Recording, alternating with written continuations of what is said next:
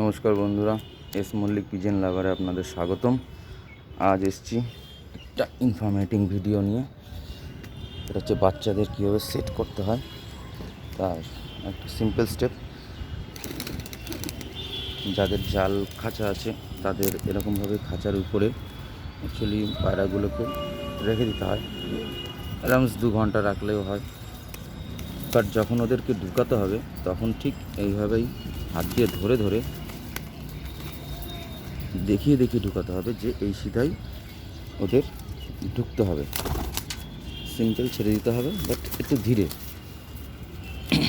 যাতে ওরা ঠিকঠাকভাবে অবজার্ভ করতে পারে কি করে এর ভিতর দিয়ে ঢুকতে হবে। নাহলে ফট করে যখন আপনি বাইরে ছেড়ে দেবেন না, তখন এরা ফট করে ওইখান থেকে ঢুকতে পারবে না। যেমন এইভাবে দেখিয়ে ঢুকিয়ে দিতে হবে,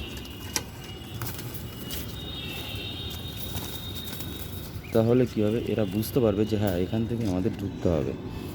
সিম্পলভাবে দেখিয়ে ছেড়ে দিতে হবে, বাস কাজ শেষ। এবার ওরা নিজেদের মতন ঘুরে ঘুরে বেড়াবে।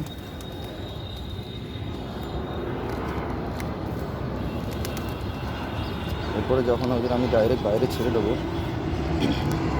ওরা আর এদিক ওদিক দৌড়াদৌড়ি করবে না। ওরা সিম্পলভাবে নিজেদের খাঁচাতেই থাকবে।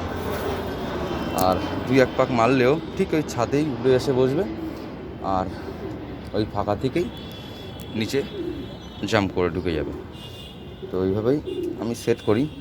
আপনারাও চেষ্টা করবেন, ধীরে ধীরে হ্যাবিট হয়ে যাবে, আর পায়রা লস হওয়ার ভয় হবে না।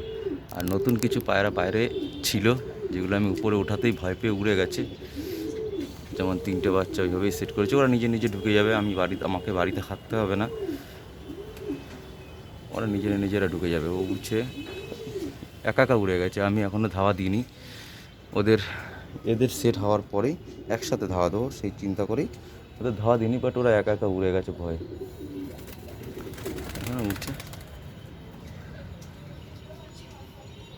উপরে 3টে পায়রা রয়েছে, 3টেই উড়ে গেছে। ওরা নিজেরও বসে পড়বে একা, কোনো সমস্যা নেই। ঠিক আছে বন্ধুরা, এখানে ভিডিওটা স্টপ করছি। আবার নতুন ভিডিও, নতুন কিছু শেখাবো।